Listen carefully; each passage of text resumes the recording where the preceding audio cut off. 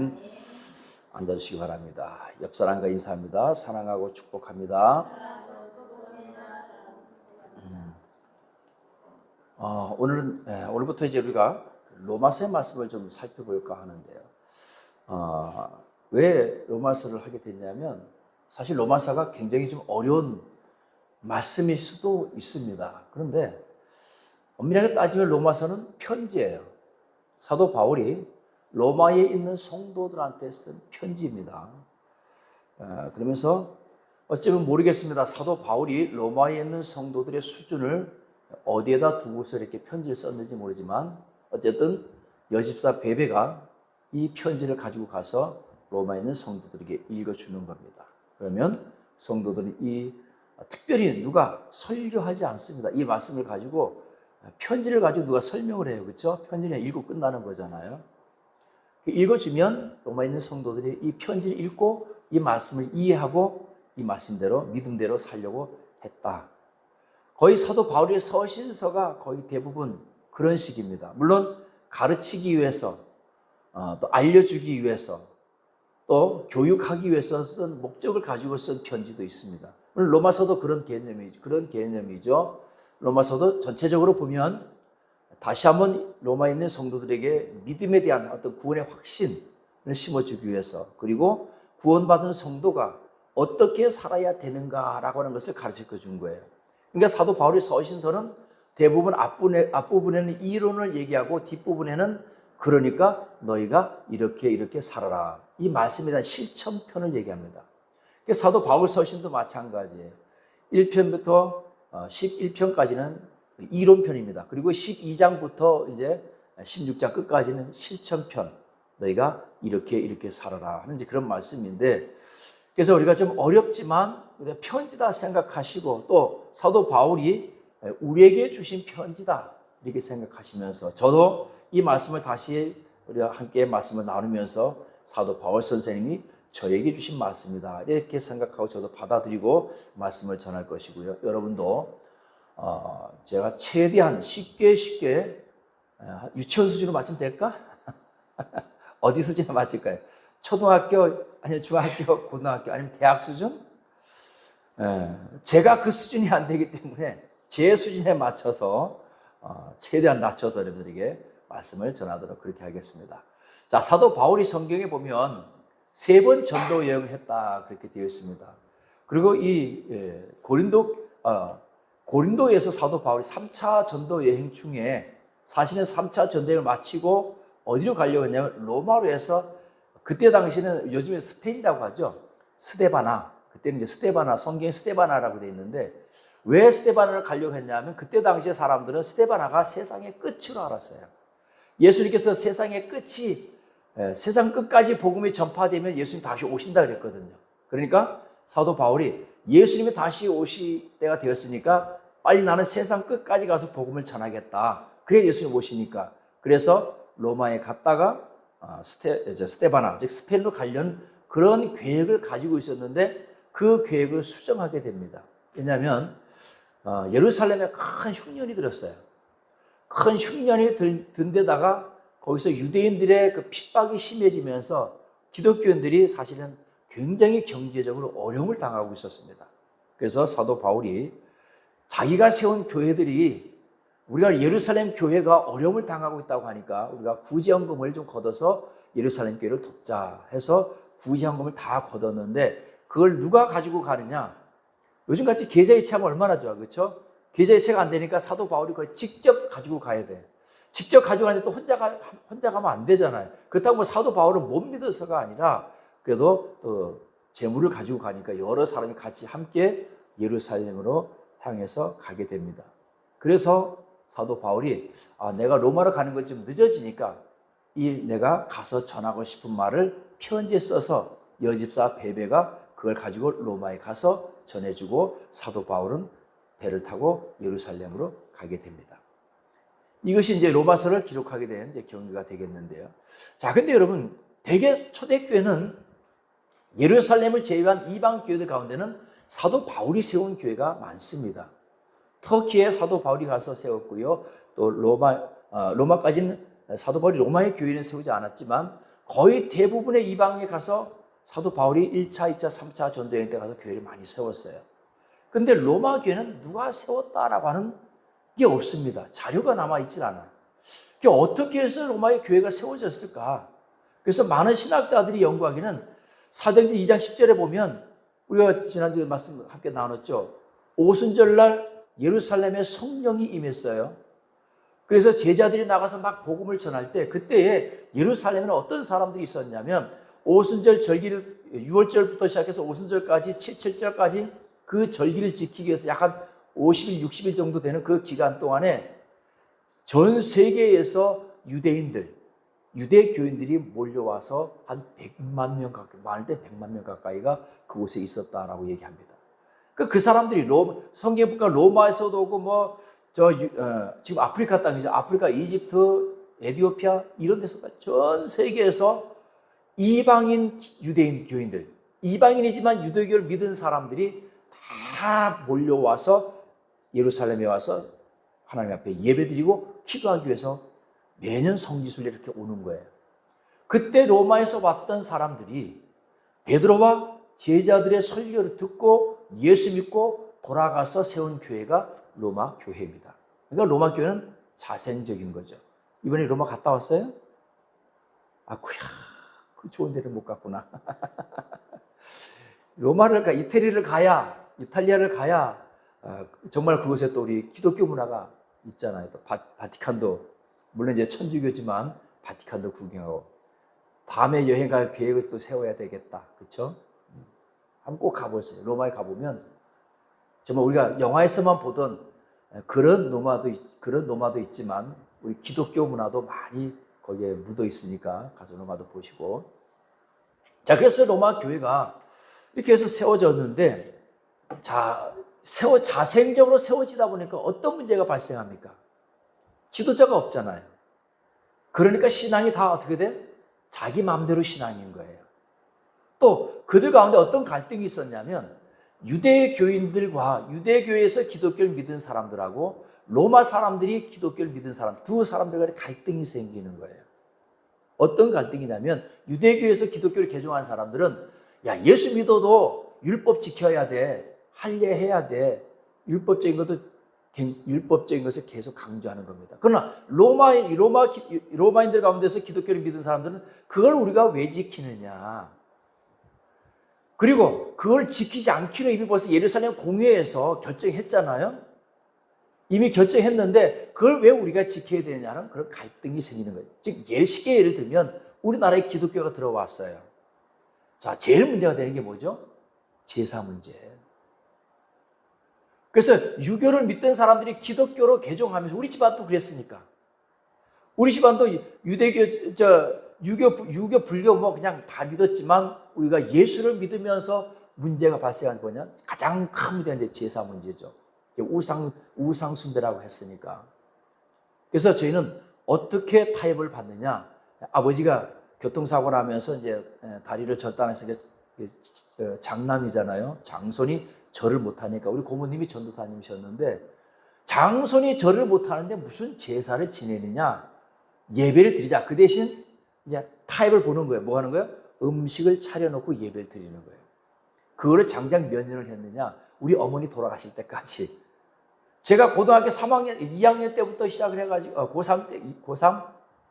고1 때구나. 고1 때부터 시작해가지고, 저희 어머니 돌아가시는, 그러니까 거의 한 81년도부터 시작해서 97년도에 저희 어머니가 돌아가셨으니까, 그때까지 계속해서 한쪽에는 상을 차려놓고, 한쪽에서 예배를 드리는.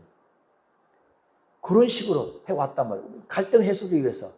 아마 로마 기독교도 로마에도 그런 갈등이 자꾸 생기는 거예요.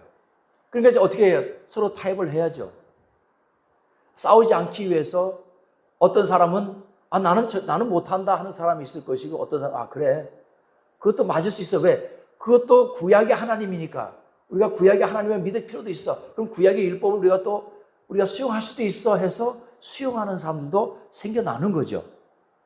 자, 이런 문제들이 계속 로마 교회 갈등이 있으니까 사도 바울이 내가 가서 좀 정리를 해줘야 되겠다라고 하는 그런 마음이 있었어요. 그런 마음이 있었는데 예루살렘을 먼저 가야 되기 때문에 안 되겠다. 나중에 근데 요즘같이 비행기 타고 후딱후딱 갔다 오면 뭐 다음 주에라도 갈 수 있지만 그렇지가 않거든요. 몇 년이 걸릴지 몰라. 어쩌면 영원히 못 갈 수도 있어. 그러니까 내가 먼저 편지로 써서 보내고 나중에 내가 가야 되겠다. 그래서 편지에도 그렇게 사도 바울이 얘기를 써놓습니다. 야, 지금 못 가지만 나중에 꼭 반드시 들를 거야 라고 하는데요.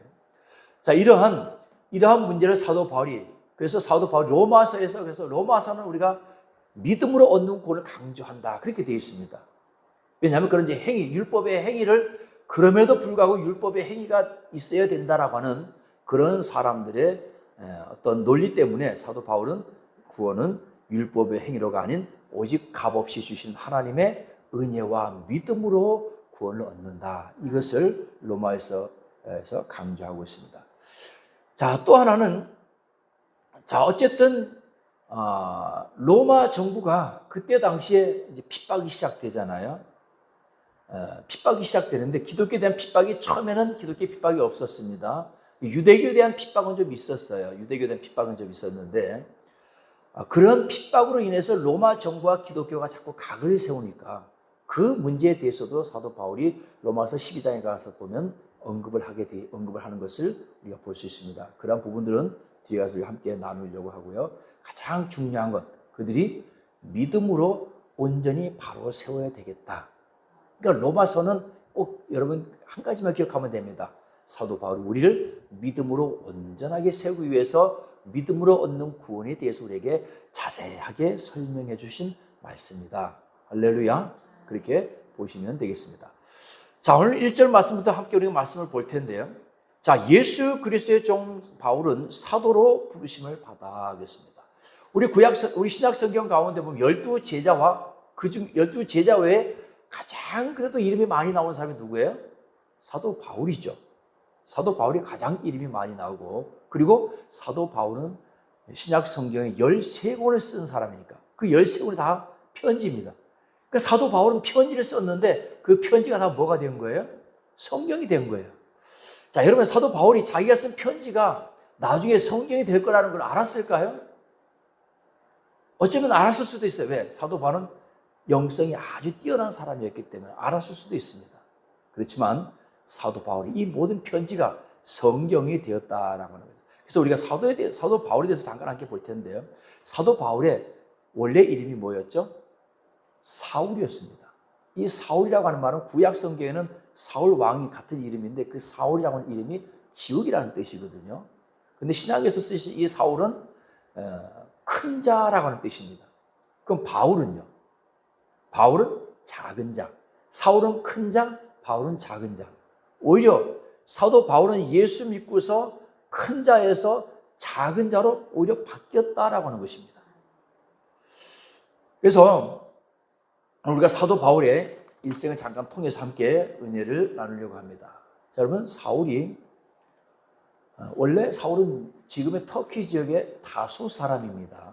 그러니까 이방인이에요. 이방인 유대인이었는데 그가 이방인이 가서 살았지만 베냐민 지파였어요. 베냐민 지파였고 가말리엘 문화생이었어요. 요즘으로 말하면 엘리트 코스를 밟고 있는 아주 출세가 보장된, 거기다가 유대교가 기독교를 핍박할 때 가장 먼저 앞장서서 기독교를 핍박했던 사람이 바로 누구냐? 이 사울입니다. 그래서 대제사장에게 그 기독교인들을 포박해오라고 하는 그 요즘으로 말하면 구속영장이죠. 구속영장을 받아가지고 다메섹, 지금의 그 시리아죠. 시리아의 수도인 다메섹에 가서 기독교인들을 잡으러 가는 그런 도중에 예수님을 만나게 됩니다. 그러니까 사울은 가만히 있으면 그냥 출세가 보장된 그런 사람이었어요. 그런데 그가 다메섹으로 예수 믿는 사람을 잡으러 가는 도중에 누굴 만났습니까? 부활하신 예수님을 만났어요. 함께 간 사람들은 다 못 보고 누구만? 사도 바울만, 이 사울만 예수님을 보게 됩니다. 사울아, 사울아, 왜 네가 나를 핍박하느냐? 그때 부활하신 예수님을 만났어요. 그래서 많은 사람들이 바울에게 네가 왜 사도냐? 여러분, 사도행전 1장에 가서 보면 사도의 자격은요, 예수님과 함께 했던 사람이 먼저 우선인 거예요. 그 12제자죠. 가룟유다 죽었으니까 나중에 마띠아 한 사람 더 뽑아서 12명이 됐잖아요. 그 마띠아를 뽑을 때 그 추가적으로 한 명을 더 뽑을 때 자격 요건이 누구냐? 예수님과 함께 했던 사람입니다. 그러니까 마띠아가 신약성경 복음서에 나오지 않지만 12제자 속에 들어가 있지 않았지만 아마도 70인 제자 속에 속했거나 늘 예수님과 함께 다닐 때 같이 함께 했던 사람 중에 한 사람이라는 뜻이죠. 그런데 사도 바울은 예수님과 함께 다닌 자가 아니었잖아요. 근데 네가 어떻게 사도가 될 수 있느냐? 많은 사람들이 이 사도 바울의 사도성에 대해서 의문을 제기하고 공격을 합니다. 자, 그때 바울이 얘기한 사건이 늘 갈 때마다 얘기하는 게 바로 뭐예요? 내가 다메섹에서 누구를 만났다? 예수님을 만났다는 거예요. 나도 부활하신 예수를 만났고 부활하신 예수님께서 나에게 사명을 주셨다. 그래서 내가 사도다라는 거예요. 사도의 자격이 있다라고 하는 거예요. 그래서 우리도 사도가 되는 거예요. 우리도 예수님을 만났고 예수님께서 우리에게 사명을 주시면 우리도 똑같이 사도가 되는 거예요. 그러니까 사도 바울 이후로 그 위에 많은 그 복음 전도자들 다 뭐라고 불렀느냐? 사도라고 불렀어요. 누구 때문에? 사도 바울 때문에. 그러니까 이 사울이 큰 자였을 때는 출세가 보장된 사람이었지만, 자, 그럼 여러분, 이 사울이 예수 믿고 나서 복음을 전하는 자로 바뀌었습니다. 그럼 그의 인생이 편해졌을까요? 아니에요. 고린도후서인가 가서 보면 사도 바울이 죽을 고비를 몇 번 넘기고 물에 빠져 죽을 고비를 몇 번 넘기고 태장으로 3번, 태장 40대에서 태장을 맞는데 40대에서 한 대를 감한 매를 3번인가 맞고 쭉 내용이 나오는데 하나님 복 주셨다는 얘기는 하나도 없어요. 하나님이 복 주셔서 아파트를 샀다는 둥, 땅을 샀다는 둥, 부자가 됐다는 이런 말씀 하나도 없고 고난당한 것밖에 없어요. 여러분, 초대교회 때는 저희가 지난 시간에도 말씀을 나눴죠. 초대교회 성도들이 그들이 구한 것은 뭐였어요? 우리가 고난당할 때, 핍박당할 때 우리를 거기서 구해달라는 기도를 하지 않았어요. 누군가가 우리를 위협하고 복음을 전하지 못하게 할 때 담대하게 복음을 전할 수 있도록 성령 충만을 달라고 기도했습니다. 그게 초대교회의 기도 제목이었어요. 예수님께서도 너희는 먼저 그의 나라와 그의 의를 구하라. 그리하면 내가 이 모든 것을 너에게 더하시리라 그랬어요. 예수님께서도 12제자를 파송하실 때 그냥 가라 그랬어요. 그냥 가라. 빈손으로 가라. 주머니 차고 가지 말아라 그랬어요. 왜? 다 하나님께서 예비해 주시고 다 준비해 주실 거니까. 복음 전하는 자는 누가? 보낸 자가 먹여 살리는 게 당연한 거예요. 그러니까 하나님의 일을 맡은 사람은 누가 먹여 살리느냐? 하나님이 먹여 살리는 거예요. 할렐루야. 우리는 하나님께서 맡겨준 사명만 감당하면 되는 거예요. 그러니까 사도 바울은 예수 믿고 나서 출세길이 활짝 열린 것이 아니고 오히려 유대 사회에서 1번, 타켓 1번이에요. 제거 대상 1번이 됐어요. 결국은 여러분, 사도 바울이 예루살렘으로 돌아가서 다시 내가 로마로 가겠다 했지만 직접 간 것이 아니고 나중에 포박당해서 가이사에게 재판받으러 가게 됩니다. 죄인으로 압송돼요. 가긴 가는데 자기 발로 가지 않고 죄인으로 압송되어서 가게 됩니다. 이것이 사도 바울의 인생이에요. 큰 자가 작은 자가 되었다는 것이죠. 그런데 사도 바울은 이것을 하나님 앞에 원망하지 않았습니다. 하나님께 원망하지 않았고요. 그런 많은 위협이 있었지만 그것 때문에 하나님 앞에 원망하지 않았어요. 왜? 사도 바울은 감옥에 갇혀서도 복음을 전하고 아프면 누워서도 복음을 전하고, 하여튼 사도 바울은 눈만 뜨면 복음을 전하는 사명을 감당했으니까요. 여러분, 사도 바울이 기도하지 않아도, 사도 바울이 그림자만 밟아도 사람들이 병이 나았으니까, 그 정도로 사도 바울이 전 세계를 다니면서 복음을 전하고 교회를 세웠다라고 하는 것입니다. 그러면서 사도 바울이 그 내가 사도인 것에 대한 그 감정이요, 서신서에 보면 그대로 드러납니다. 그래서 편지 첫머리에 여러분 어떻게 써요? 옛날에 우리 부모님들이 편지 쓸 때는 부모님 전상서 이렇게 썼잖아요. 옥체 일양만강하옵시며 뭐 이러면서 이제 건강하신지 이렇게 빌고, 그게 첫머리였잖아요. 사도 바울 편지 첫머리는요, 오늘 로마서 1장 1절 우리 읽었지만 예수 그리스도의 종 바울은 사도로 부르심을 받아. 왜 사도 바울이 서신서마다 이 앞장에 이런 걸 썼느냐, 이런 말을 썼느냐, 여러분 꼭 기억하시기 바랍니다. 그런 네가 왜 사도냐, 그러니까 내가 왜 사도인지를 이 말씀으로서 증명하는 거예요. 고린도전서 1장에서도 1장 1절에 보면 하나님의 뜻을 따라 그리스도 예수의 사도로 부르심을 받은 바울은, 고린도후서에서도요 하나님의 뜻으로 말미암아 그리스도 예수의 사도된 바울은 그랬고요. 갈라디아서 1장 1절에서도 사람에게서 난 것도 아니요 사람으로 말미암은 것도 아니요. 왜 이 말이 들어갔느냐? 네가 12사도들한테 배워서 네가 지금 복음 전하는 거지, 네가 하나님한테 받은 게 아니, 예수님께 받은 게 아니잖아. 그러니까 이 말을 쓰는 거예요. 사람으로부터 내가 배운 게 아니야.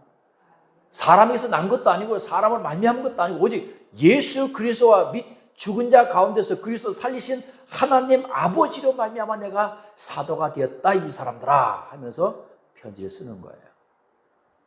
또 빌립보서에서도 그리스도 예수의 종 바울과 디모데는 우리 구주 하나님과 우리의 소망이신 그리스도 예수의 명령을 따라 그리스도 예수의 사도된 바울은, 누가? 예수님께서 예수님의 명령을 따라서 내가 사도가 됐다는 거예요. 디도서 1장 1절에서도 하나님의 종이요 예수 그리스도의 사도된 바울은, 바울 서신서 읽을 때마다 1장 1절에 보면 항상 이 말씀이 쓰여져 있습니다. 그리고 여러분 또 이 말씀이 뭐가 되냐면 결국은 이 말씀 1장 1절 말씀들이요 이것이 사도 바울이 쓴 서신서라고 하는 증거가 됩니다. 요즘 같은 문서에도 이 저작권 문제가 많이 발생하잖아요. 저작권 문제가 많이 발생하는데 당시에는 다 편지로 써서 글로 써서 해서 인쇄술이 발달하기 전이니까 글로 써서 이렇게 해서 양피지라든지 양가죽이라든지 아니면 파피루스라든지 이런 데다가 적어서 보냈기 때문에 이것이 사도 바울의 서신서인지 아닌지를 무엇으로 알 수 있느냐? 1장 1절에 항상 사도 바울은 요 말이 들어간다라고 하는 것을, 만약에 누군가가 사도 바울인 척하고서 서신서 쓰면 그 사람은 요 글을 안 쓸 수도 있어요. 왜? 사도 바울이 왜 이 첫 번째 자기의 사도된 것을 왜 강조하는지를 모르기 때문에 이 말을 빠뜨리고 쓸 수도 있다라고 하는 것이죠. 그래서 그때 당시에 많은 기독교인들이 이것이 바울 선생님의 것인지 아니신지를 뭐로 분별했느냐? 1장 1절을 가지고서 분별을 했다는 것입니다. 그래서 사도 바울이 나는 사도다. 누가 세우신? 예수님이 세우신, 하나님께서 살리신 그 예수 그리스도께서 세우신 사도다라고 하는 그런 자부심을 가지고, 믿음을 가지고, 확신을 가지고 복음을 전했다라고 하는 것을 깨닫기를 주의 이름으로 축원드립니다. 역시 마찬가지입니다. 우리도 여러분 우리가 콜링이라고 하잖아요. 소명이라고 하는데 하나님께서 우리를 부르셨다라고 하는 그런 확신이 있어야 될 줄로 믿습니다. 그리고 부르셨으면 왜 부르셨을까? 소명이 있잖아요. 우리가 잘 알겠듯이 하나님께서 모세를 부르셨어요. 모세야 하면서 하나님께서 부르셨는데, 호렙산에서 모세를 부르셨는데 왜 부르셨어요? 이스라엘 백성들을 애굽 땅에서 건져내시기 위해서 모세를 부르신 거예요. 부르시는 게 콜링이고, 그리고 너 애굽에 가서 이스라엘 백성들을 해방시켜라 라고 하는 게 사명입니다. 오늘 하나님께서 우리를 부르셨어요. 그냥 불렀어가 아니라 하나님은 반드시 우리에게 목적이 있다는, 부르신 목적이 있다는 거예요. 오늘 우리를 부르셔서 우리를 하나님의 제자로 삼으시고 자녀로 삼으신 목적이 있다라고 하는 것입니다. 그 목적대로 살아가는 것이 바로 우리가 사명을 감당하는 길임을 깨달으시기 바랍니다. 자, 그럼 하나님께서, 예수님께서 바울을 왜 부르셨을까요? 사울을 왜 부르셨을까요? 사도행전 8장 15절에 보면 주께서 가라사대 가라 이 사람은 내 이름을 위하여 이방인과 임금들과 이스라엘 자손들 앞에 전하기 위해 택한 나의 그릇이다 그랬어요. 자, 사울이 예수님을 보는 순간에 눈이 멀어버렸어요. 이게 얼마 동안 눈이 멀었냐? 3일 동안 눈이 멀었습니다. 그때 당시에 예수를 믿었던 사람 중에 아나니아라고 하는 사람이 있었는데, 아나니아에게 예수님께서 가서 너 지금 다메섹에 가면 사울이라고 하는 사람이 있는데 가서 안수해서 눈을 뜨게 하라. 그랬더니 아나니아가 벌써 이 사울의 소식을 알잖아요.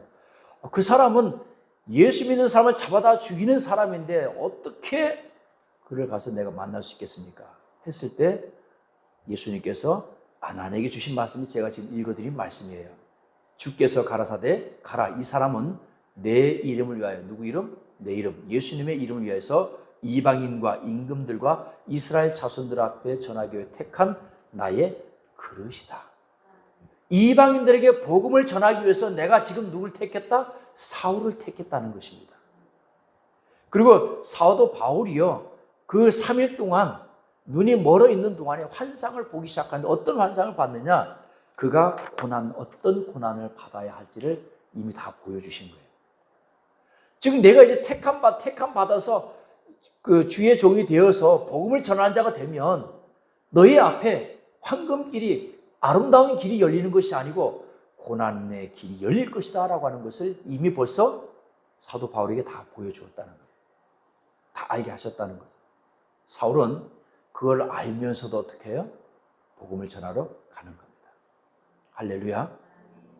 오늘은 여기서 말씀을 정리하도록 하겠습니다. 오늘 하나님께서 우리를 부르셔서 이 자리에 나와서 예배 드린 줄로 믿으시기를 주의 이름으로 축원드립니다. 여러분, 오늘 부르심을 받은 자라고 하는 제목을 여러분께 말씀을 드렸는데요. 이 땅에 많은 사람들이 부르심을 받았지만 왜 하나님께서 나를 부르셨는지 사실 모르는 사람들이 너무나 많습니다. 모르기 때문에 왔다가 예수 믿다가 그냥 다시 세상으로 돌아가는 사람들이 너무나 많습니다. 분명히 하나님께서 나를 부르셨을 때는 부르신 목적이 있어요. 그 목적을 따라서 사는 겁니다. 그 목적을 따라서 사는 것이 우리의 사명입니다. 저도 하나님께서 부르신 목적이 있어서 부르셨고, 그리고 그 목적대로 지금 살아가고 있는 것입니다. 세상 영광을 없다 할지라도 하나님께서 나에게 주신 그 사명을 감당하며 살아갈 때 거기서 우리는 진정한 우리 삶의 의미를 깨닫게 되는 줄로 믿으시기를 주의 이름으로 축원드립니다.